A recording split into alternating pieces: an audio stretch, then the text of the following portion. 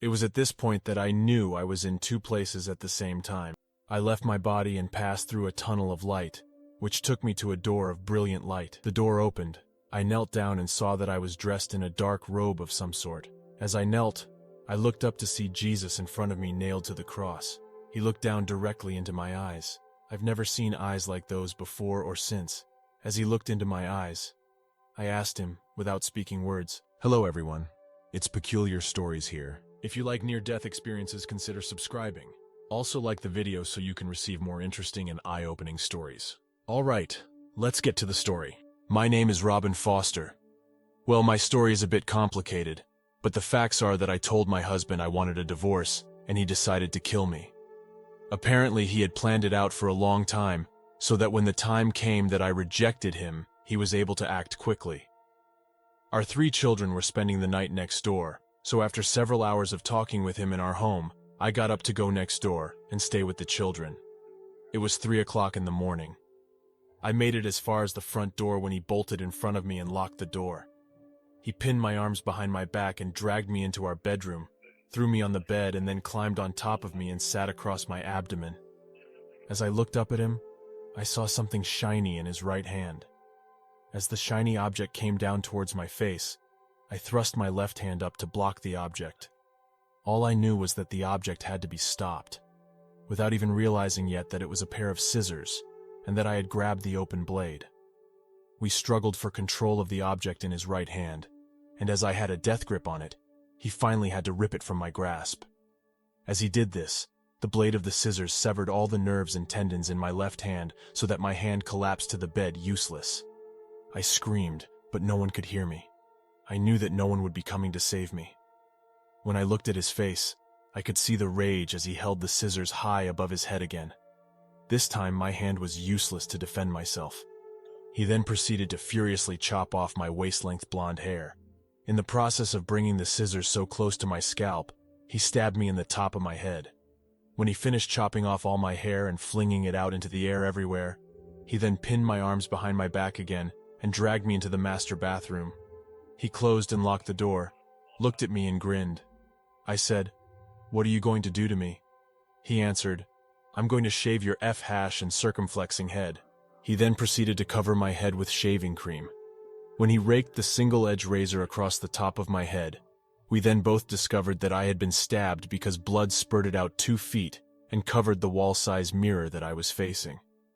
This infuriated him because he had to clean all the blood off the mirror so he could carry out the rest of his plan, which included having me watch what he was doing in the mirror. He did in fact shave my entire head, which took about an hour. During that hour, I bled profusely from the head stab wound, and I had to watch as he emptied sinks full of bloodied water down the drain. I finally reached a point toward the end of the hour when I could not stand up anymore. My legs were weak, and I knew I was going to pass out. I then told him I could not stand up. He responded, "Go ahead and lay down on the floor because you're dead, bitch, no matter what." During that hour, he had already told me exactly what he was going to do to me. Besides telling me that he was going to cut off my nose and breasts, his final plan was to light me on fire with gasoline. I knew that he had a 5-gallon can in the garage. During the hour I had been praying, "Please, dear God, let this cup pass from me. No one is coming to save me. No one heard me scream. No one." It was at this point that I knew I was in two places at the same time. I left my body and passed through a tunnel of light, which took me to a door of brilliant light. The door opened.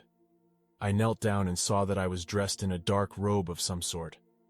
As I knelt, I looked up to see Jesus in front of me nailed to the cross. He looked down directly into my eyes. I've never seen eyes like those before or since. As he looked into my eyes, I asked him, without speaking words, "What do I do?" He answered without speaking words, "Forgive him." As he said the words, it was done. The forgiveness happened in that very instant. I was returned fully to my body in the bathroom, but everything had changed, and I knew this. While I was gone, my husband had continued shaving my head, so that now there was only 1 inch left to shave. I opened my mouth and started to speak, using words that I did not consciously choose or have any control over whatsoever. The first words that came out of my mouth were, "The water will make everything okay." When I said the word water, I noticed that he put the razor blade down and seemed to almost go into a trance. He stared at himself in the mirror, as if waiting for my next words. I repeated again, "Everything's okay. The water will heal everything." He continued staring into the mirror, waiting. I then instructed him to take off his clothes and get into the shower. Because of the stab wound in my head, my white blouse and blue skirt had gotten covered in blood. Blood had even dripped down my skirt, down my legs, and into the calf-high leather boots I was wearing. Consequently, my husband had already ripped off all my clothes, so he wouldn't have to look at the blood, so I had been naked throughout most of the ordeal. At this point, I told him to take off his clothes. He continued staring off into space as he unbuttoned his shirt and took off his blue jeans. I then repeated again, "The water will make everything all right." I reached over with my good hand, the right one, and turned on the water in the tub. I felt the temperature of the water, and it was warm, not hot. I pulled up the nozzle to turn on the shower, reached up, and aimed the shower head so it pointed toward the back of the shower. I opened the shower door wide and motioned for him to climb in. He did. He stood at the back of the shower so that the water was hitting him at the nape of his neck. I climbed in the shower behind him and continued repeating, "Everything's okay. The water will heal everything." As the water poured down his back, he placed his hands with palms against the back of the shower tile wall high above his head, almost as a person surrendering would do, and he repeated 3 times, "I know this is a trick. I know this is a trick. I know this is a trick." I answered very softly, "No, no, no. The water is healing everything." As I stood there within inches of his back, I knew I was waiting for the final word, the word that would free me. I knew a word was coming that would save me. I could feel the heartbeat of the world in the room, and the heartbeat got so strong that it felt like the room would explode. The explosion came in one word, "Now!" When the word came, I threw open the shower door, jumped from the shower, unlocked the bathroom door, and ran down the long hallway from the master bedroom to the other side of the house, all the way to the front door.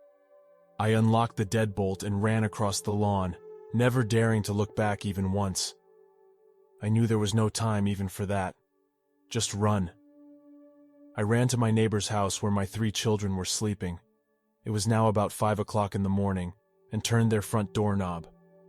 It was unlocked. I ran in and deadbolted the door behind me. Within seconds, my husband was banging on the door trying to get in. My neighbors were awake by now, of course, and called police. Everything that followed is another equally long story, but all I knew at that moment was that I was alive. I had no other thought except, I'm alive. That does it for today's video. Let me know what you thought about it in the comment below.